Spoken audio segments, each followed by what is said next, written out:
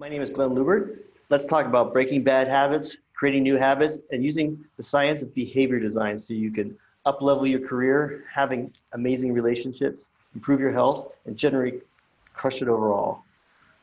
I couldn't have a better person to talk about this with than my friend and colleague, Deborah Teplow. She's an expert in health education and training, co-founder and CEO of the Institute for Wellness Education, where they've trained over 15,000 people to put science-based skills into practice. She has a doctorate from Stanford and multiple certifications in the area of health science and wellness, including a certified as a Tiny Habits coach, trained by Dr. B.J. Fogg, founder and director of Stanford University's Behavior Design Lab, and where we met in the Tiny Habits program. Thanks for sitting down with me today, Deborah. You're welcome. It's great to be here. So I wanted to get started, if you could just talk about how you got into health education and training and behavior design specifically, and the work of the Institute for Wellness Education. Okay, well, that's pretty easy. I was an academic for 10 years, teaching in 2 departments in humanities and health sciences, and then migrated to medical education, where I developed clinical education for physicians for 25 years. And one of the things that became really apparent to us is that no matter how well we train physicians on the breakthrough strategies for curing cancer or taking care of patients with diabetes or whatever it is, and I did work in lots of different therapeutic areas, there was one theme that's universal that no matter what we did, no matter how well we trained physicians, kept coming up over and over. And that's that theme of patient adherence, sticking to what physicians recommend. And it's a huge issue. It's a problem, particularly in medicine. And so that really started us looking at how do we help physicians help patients adhere to the recommended regimens. And one of our faculty members from one of the biggest medical schools in the country said, you know, the problem with us physicians is we tell patients what to do, but we don't tell them how to do it. And as I heard that, it occurred to me that, and I did respond back and I said, yes, but even if you told them how to do it, you aren't there to support them when they need it. And so that was really the genesis of our founding the Institute for Wellness Education, which is really our mission is to make health and wellness, well-being the norm.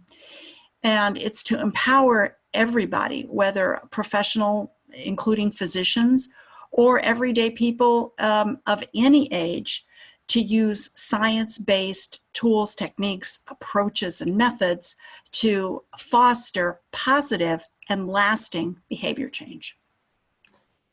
That's so fascinating. And the adherence is still a really major problem, correct? Oh, absolutely. I mean, the estimate is 50% of prescriptions don't get filled, and of those that are filled, you know, some huge percentage aren't taken according to the instructions. And what's particularly shocking is that even chemotherapeutic drugs are they're depending on what the regimen is, the adherence can be very low, even on life-saving products. Even when your life is at stake, that's crazy. That shows how difficult behavior change can be for lots of people. Yeah, absolutely. And we have to realize that some of these drugs are really have horrible side effects. So, right. Yeah, so that's the other thing. So, and, it's still it's all related to behavior change, whether you have horrible side effects or, you have some ambivalence about change, or there's a cost to change in different ways. Any change has cost. And so that's certainly one of the secrets of behavior design and how to help people make lasting positive behavior changes to reduce that cost of change.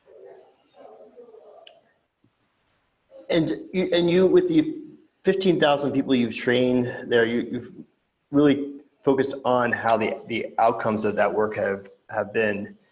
And I was really interested in that part of the work of the Institute, the outcomes-based piece of the work. Yeah. So thank you for asking about that, because that's been really fascinating. So in our work, I think that's the expression is that teach people how to fish. Don't just give them a fish, whatever that's. Right. And in fact, that's really what's become clear with what we're doing at IWE, is that we are not prescriptive. We aren't telling people the particular way to achieve any specific goal. So if it comes to exercise or more physical activity, we're not telling people, oh, you should do it this way. And in terms of healthy eating, we also aren't prescriptive in terms of what diet to follow. We know from the behavior change literature that whether it's diet or exercise or even relationships, the thing that works, the method that works, the strategy that works, or the diet that works, the exercise plan, whatever it is defined by whether the person can stick to it. That's the end of the story. And so in terms of outcomes, we're teaching tools, techniques, strategies, methods that can be applied to any area of a person's life. So in terms of wellness, we define it in 10 dimensions, and that we really take a biopsychosocial spiritual approach. It's mind, body, spirit. We have 10 dimensions defined. And so we teach people to apply, first of all, to evaluate how they're doing in all of those 10 dimensions, and then choose the dimension that they want to work on, and focus on applying these behavior change skills to. What's fascinating is when we ask, what are the outcomes? There are I was going to say two. I can think of two right now. There are many more, but two outcomes that people mention, no matter what area or what dimension of wellness they're focusing on, is people feel more optimistic and they feel happier. And ultimately, when we talk about what is an outcome, and we distinguish outcomes from goals, I could talk about that in a bit. When you ask people what they ultimately want in life, it's the same no matter what culture, what age. Everybody wants to just be happier. Get up in the morning with a smile on their face, get along with people, enjoy life. And so by teaching people science-based methods to make positive change in their lives that stick, that is the outcome that we've been getting. And so that's what you measure for, is that more optimistic, happier, enjoy life. This seems hard to quantify.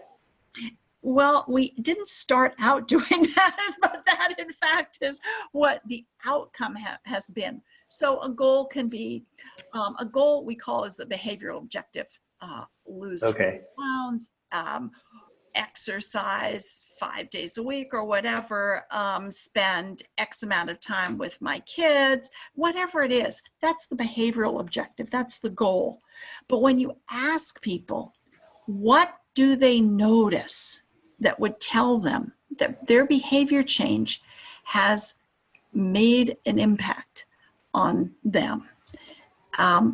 They'll say they notice that they're happier, that they feel more optimistic, that they feel more relaxed, that people notice they're smiling. And we ask, what do people notice about you? It's the same thing.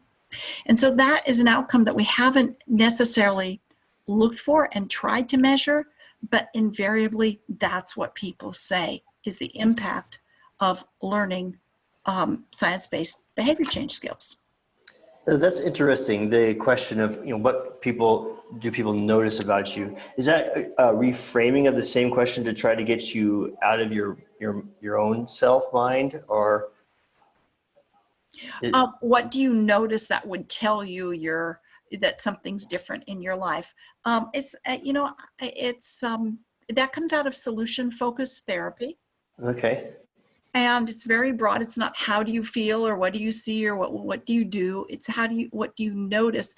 And in reflecting, on mindfulness, it's really being mindful of where you're at, and not when we ask that question, we're not defining how somebody should we're not specifying how someone should define their own experience. And that's why we use that very specific wording. What do you notice that would tell you? And that's interesting because, in fact, that's retrospective. People have to then reflect back on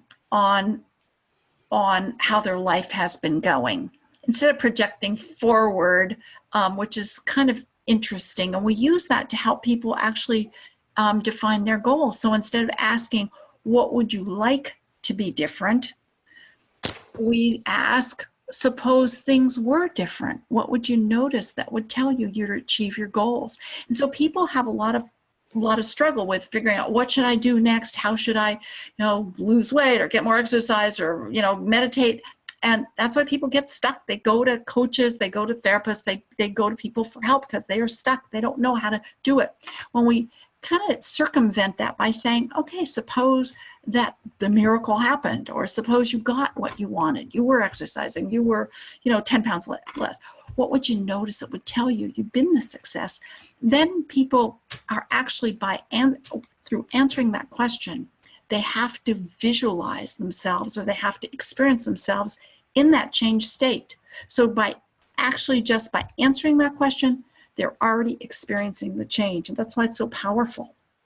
So what you would do is say, if I said, I want to exercise more, mm-hmm. I would say, how would I feel if I was exercising more? I'd say maybe I have more energy. I would feel better about my body, that kind of thing. Well, actually, we kind of jumped over one little question, which is, okay, so you want to exercise more, and what difference would that make? Okay. So then we're pursuing we're pursuing all those kind of quality of life answers. Well, I'd have more energy, I'd feel happier, whatever.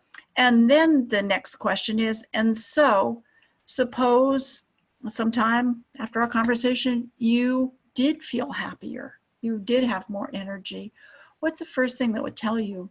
What's the first thing that you would notice that would tell you that's so, that you do have more energy, that you're feeling more fit? And so we get down very granular level of, when you wake up, what's the first thing you would notice that would tell you?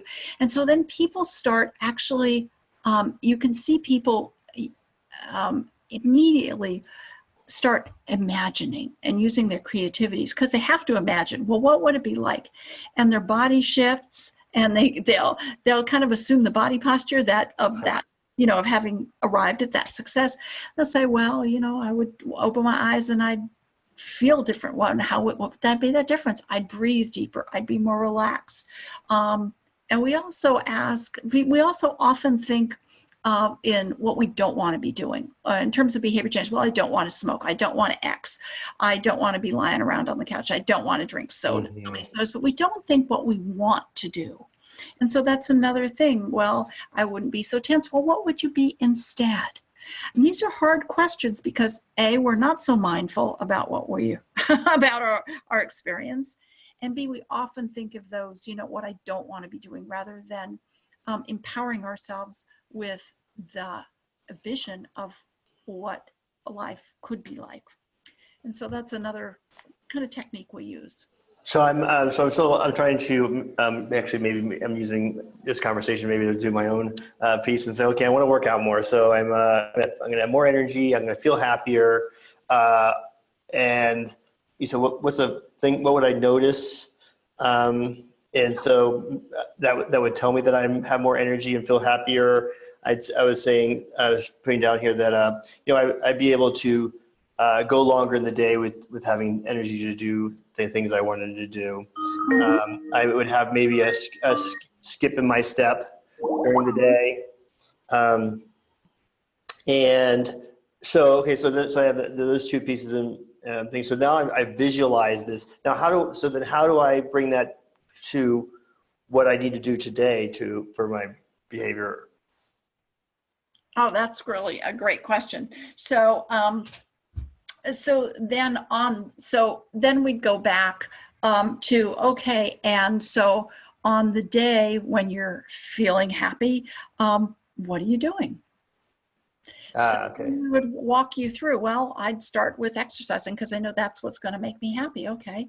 And so, we'd help you narrate that whole thing. And then that's how some behavior design may get into the conversation. Okay. So this, we just sort of set ourselves up for the behavior design, creating the habits to do this. These are so this helps make those outcomes more successful. Yeah. Mm-hmm. Yep.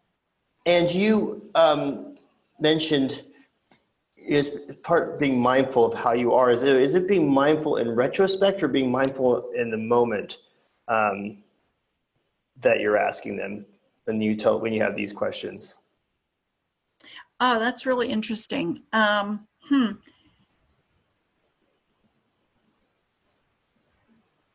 I don't know how you can be mindful retrospectively or prospectively. I mean, Right. it's because you have to be in the moment. And it's funny because you're projecting in the future. You're Right. imagining yourself happy, in love, whatever it is. And so you're projecting into the future. And yet it's a kind of mindful that is being acutely aware of the experience of what you're imagining. Yeah, so I really think that's interesting. You brought the mindfulness piece up because I find that is something that's very important for behavior design. Being mindful of your existing habits. What your triggers and cues your habits, and here you're framing it as to be mindful of those moments when you are being the person that you are wanting to be, that the feelings that you're having associated with that. And yeah, absolutely.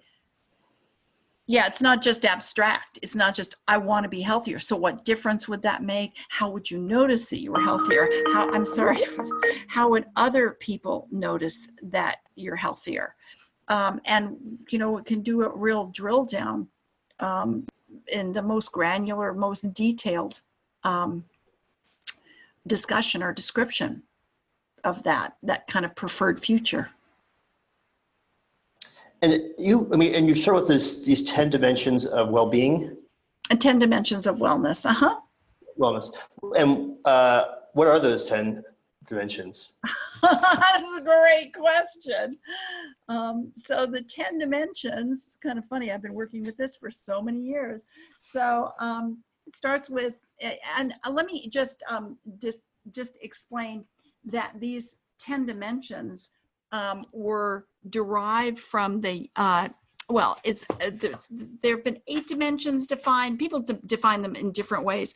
But when we first started IWE, we were also working with the U.S. Department of Defense. And their military medicine is very advanced. And I was really impressed with the research that they're doing and the kind of approaches to overall well-being that they've taken. So they defined 8 dimensions of wellness, and a couple of them were combined. So we just uncombine them and pull them apart. So the dimensions are physical, nutritional, psychological and emotional, behavioral and intellectual, spiritual, medical, dental, environmental. And that is both environmental, the kind of hug the tree environmental, but it's also your personal environment, since those cues and triggers around you have such a profound impact on your behavior.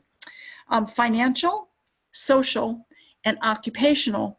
And occupational is not just your job, but it's how you occupy your time. And so that includes hobbies and anything else, any kind of activities that you're doing in your life. Oh, those are so fascinating. I wanted to drill down on all of those, but for time, let's just talk about let's go a little bit more on the environmental portion of it, and that. So you were saying both. It's like both just to get out and be in the outdoors, is part of it. And also, how your environment is structured in your life, your space that you live in and occupy. And and how do you best address those? Well, let me just say one thing, that in terms of environmental wellness, it's interesting you said just getting, what did you say, being in nature? Is that what you said? Just getting outside in the nature, yeah. That's a good one. It also, environmental is your, is the atmosphere, is your water, your air, the soil, and you can think of, the usual recycle, reuse, reduce. So those are, you in the environment, in the bigger environment, and then in your personal environment. So which includes, lighting, storage, noise, cleanliness, the furnishings, the decor, how safe your neighborhood is, what kind of structure you live in, are you hot, are you cold, how many people do you live with? So it's everything in the physical world that could affect the way you think, feel, and behave. So then just ask me that question again, since I kind of riffed on something that caught my attention. Yeah, no, that's great. So that thing covers a lot of what I was talking about there, and what I was asking about. And I think that, wow, that's just so interesting that you, even without having to really work on your own internal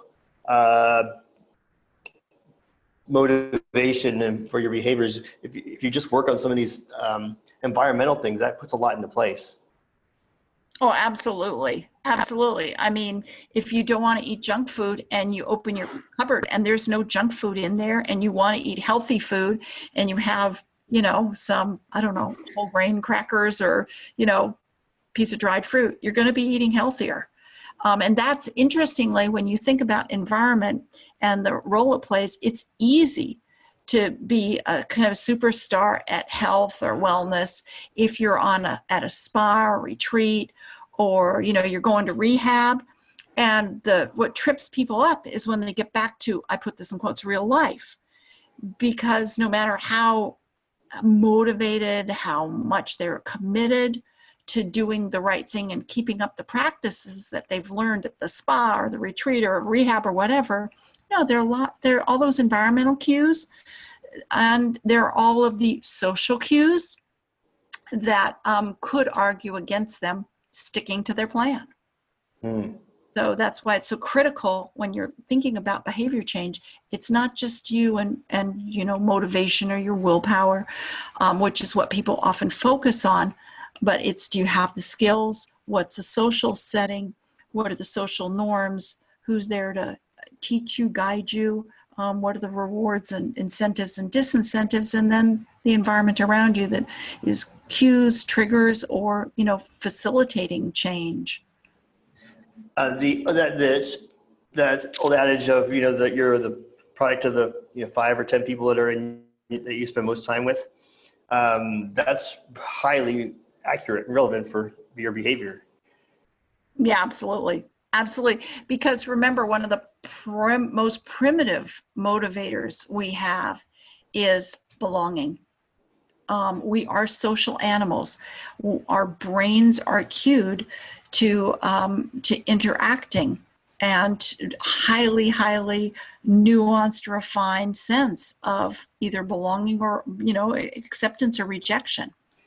And so that plays a huge role in what we do. And I don't think that, people don't necessarily appreciate that as much as it probably would help them to. That's just so fascinating. And yeah, I would like to go into each one of those 10 dimensions of wellness. Is that information on your website? Can people find some more on that on your website? You know what? They may be able to. Our website's gone through a number of changes. So yeah, I'm sure it is. I'm sure it is, because it's probably embedded in discussions of the training that we offer. See, it makes sense. Mm-hmm. Well, I wanted to, that's the Institute for Wellness.com, and I want to I do want to talk more about some of the offerings you have on that, but I had just a couple more questions I wanted to ask you about. And I want to get really kind of in some of the nuts and bolts of, how to eliminate or break bad habits and create new ones. And, like if someone is popular right now, people want to try to reduce screen time. It's become a big challenge. And how, using that as an example, how would someone want to go about either breaking the habit of being on the phone all the time, or even just reducing the amount of time on it? Mm-hmm. Yeah. So I think one of the things that we teach are the 6 sources of influence from Vital Smarts. And that is your personal motivation and ability, your social motivation and ability, and structural motivation and ability. So I think the first thing is to ask yourself, what do you want instead? That's the instead question. Instead of screen time, what do you want to be doing? Again, if it's just, I don't want to be doing screen time, you'll never get there because you don't have a destination. So it's knowing what you want to do instead. It's knowing why you want to do it. What are your values? It's not just the tactic. When we talk about making lasting change, anybody can change for the moment, but it's how do you make that positive change last? And there, whatever change you make, it's got to align with your values. It's got to align with the kind of person you want to be. So that's the first question is, what do you want instead of screen time? Why do you want it? Who is the person who are you in terms of the person who manages screen time better? That's first. Second is, are there skills that you need to learn to be able to do the alternative to screen time, whatever that is? What are your social norms? If you're trying to reduce your screen time, you've got TVs on and gaming, and you've got somebody who's you're sharing your bed with, and they're gaming or they're on the Facebook. That's going to be hard. So you have to address that.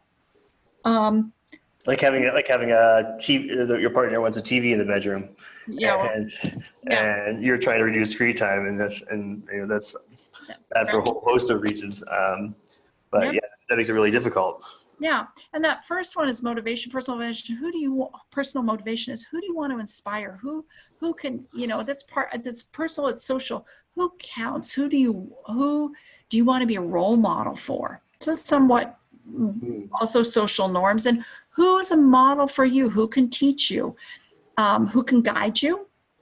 And what are some incentives and disincentives? And certainly with tiny habits, we know that celebration makes a difference, and celebration is different from reward. Reward is, I'll stick to it for a week and take myself, out to a movie, or, I'll get a, new baseball mitt after 30 days. I mean, celebration is different. It's that instantaneous and spontaneous surge of feeling of happiness and joy and delight and triumph.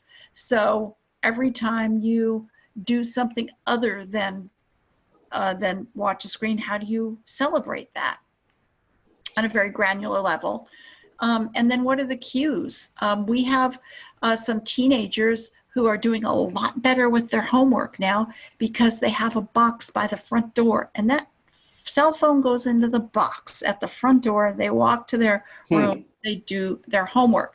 And when we talk about environmental cues, one thing that's cute is that how do you make the change appealing?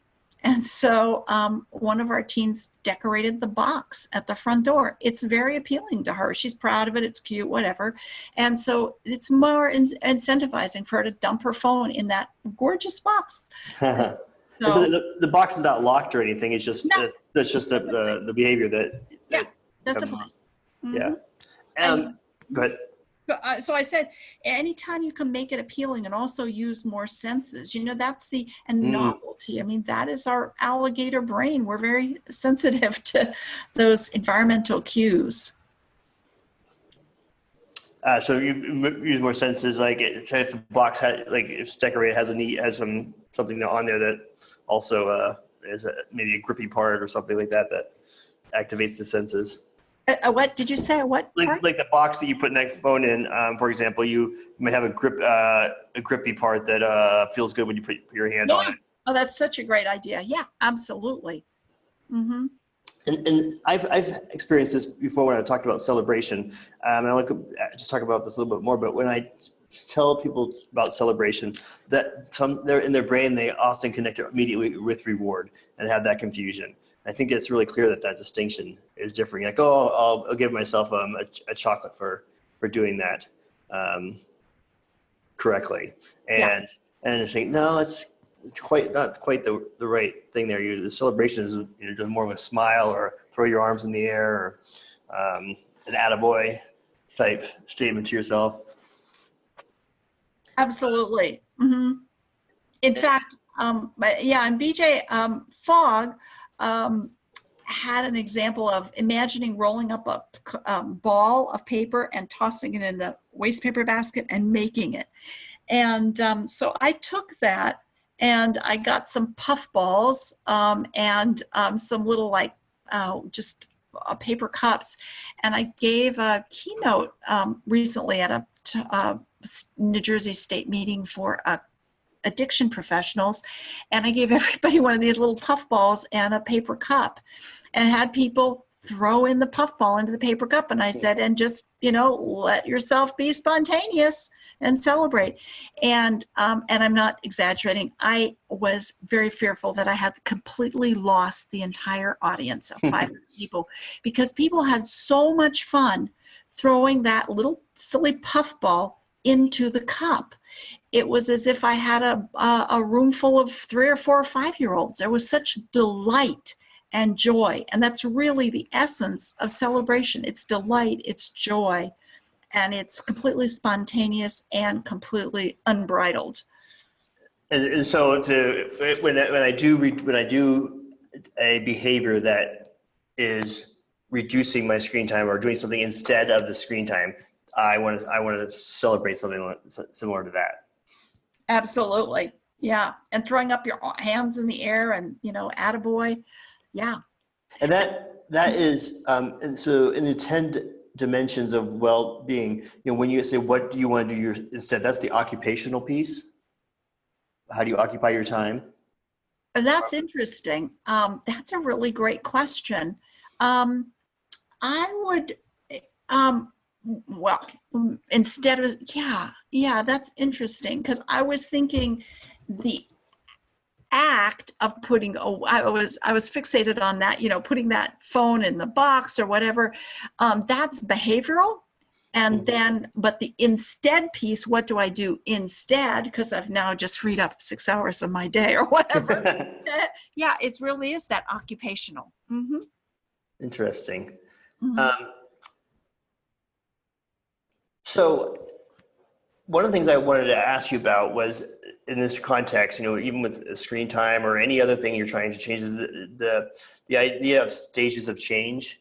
And I think it's really important for people to know and understand that. And I want we've talked about this before, but if you could explain, how what these stages are and how we all go through these and how it's so important to be kind to ourselves through this process, because it is a stages that we all go through. Sure.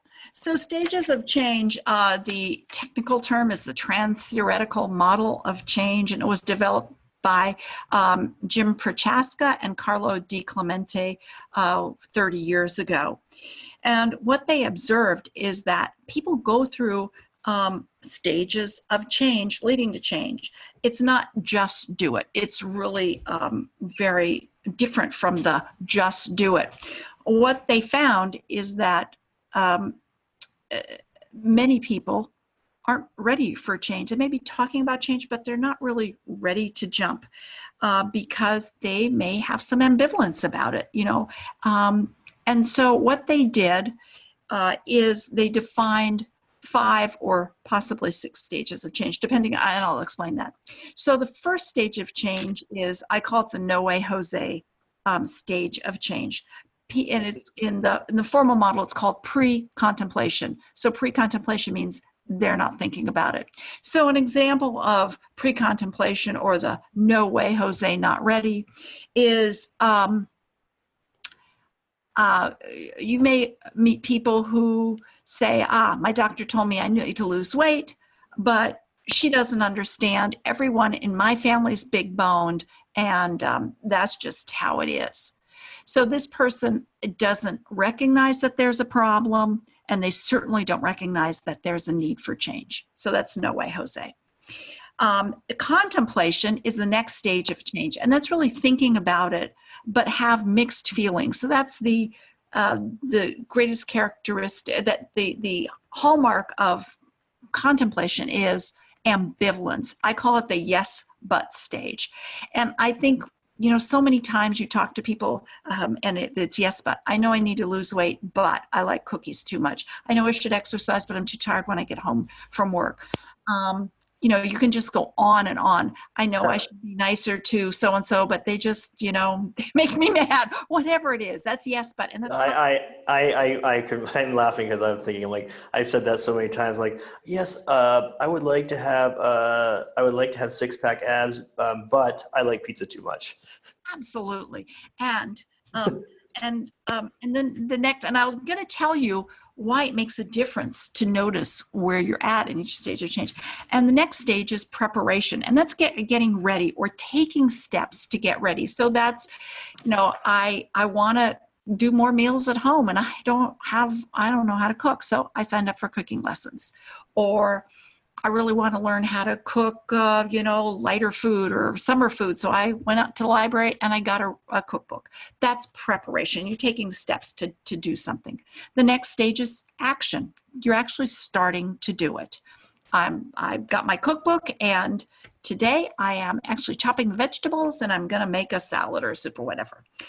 And the next stage is maintenance. And maintenance is doing it, and it's really pretty well hardwired into your life. It is the norm. And maintenance stage is, you're not considered in maintenance until you've been doing the action for up to at least 6 months. And that's quite different from, 21 days to change a habit or whatever. 6 months is considered the threshold for maintenance. Okay. Now, that's one more stage, either termination or relapse. So when you're working with people with addictive disorders, relapses is part of it. And I just call that rehearsing. It's not failing, it's just rehearsing. So somebody, even if it's biting your nails, and you stop biting your nails, and, we're giving yourself hand massages instead of biting your nails, and you did it for 3 days and then started biting your nails again, that's not a failure. That is, you've had a rehearsal for 3 days. Now you know some things that work. So let's go back to why it's important to notice what stage of change you're at.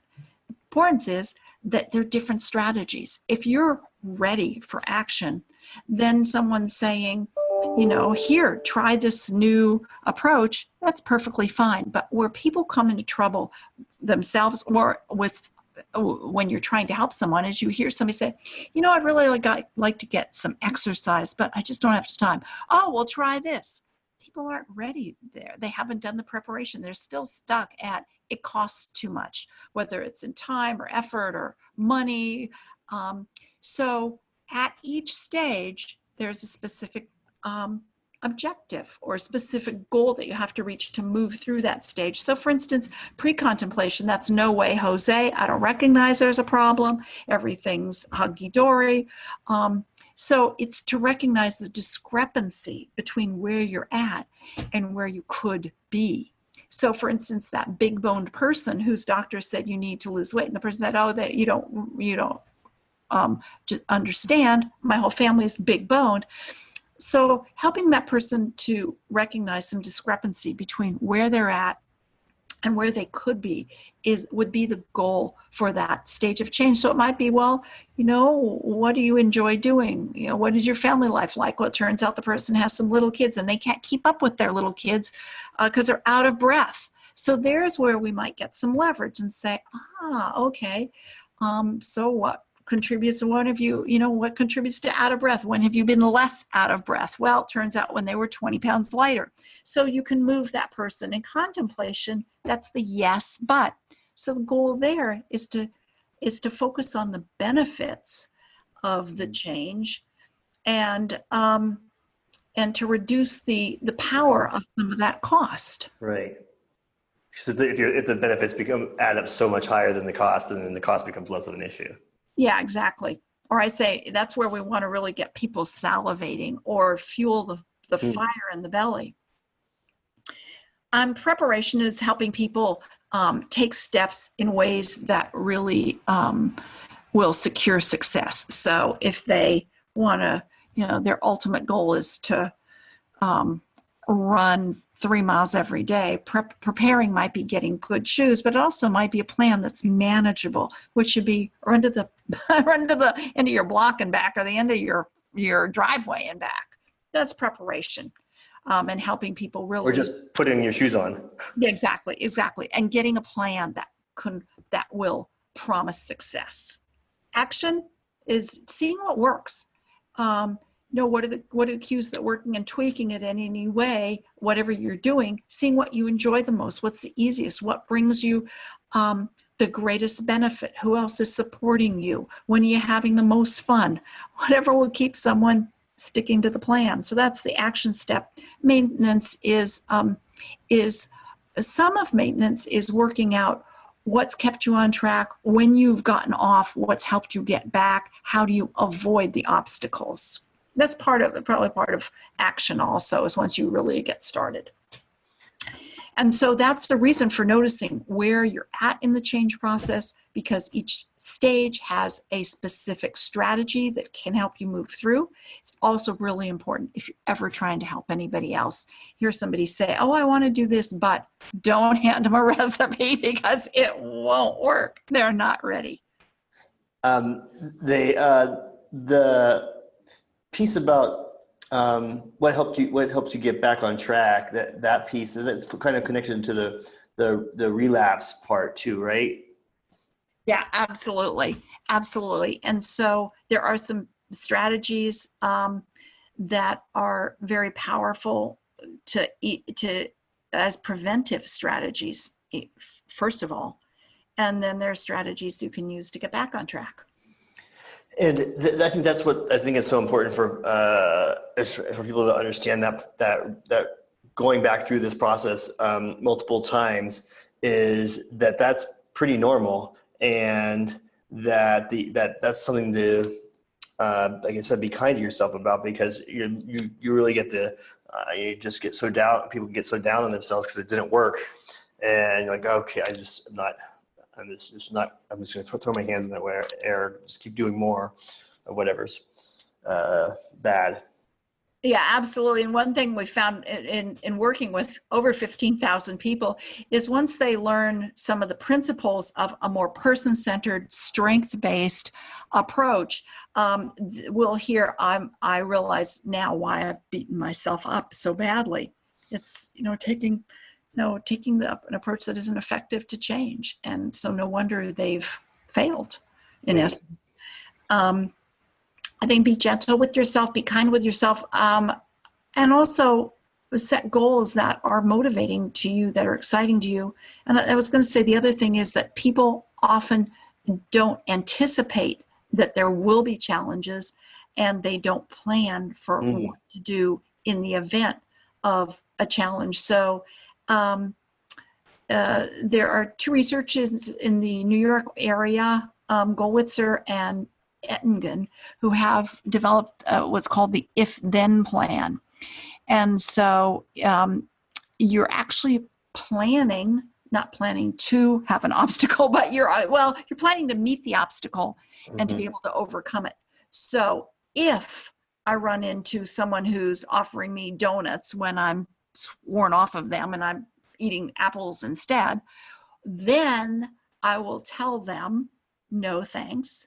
I'll pull the apple out of my bag and take a big bite and remind myself how sweet and delicious crunchy raw apple is.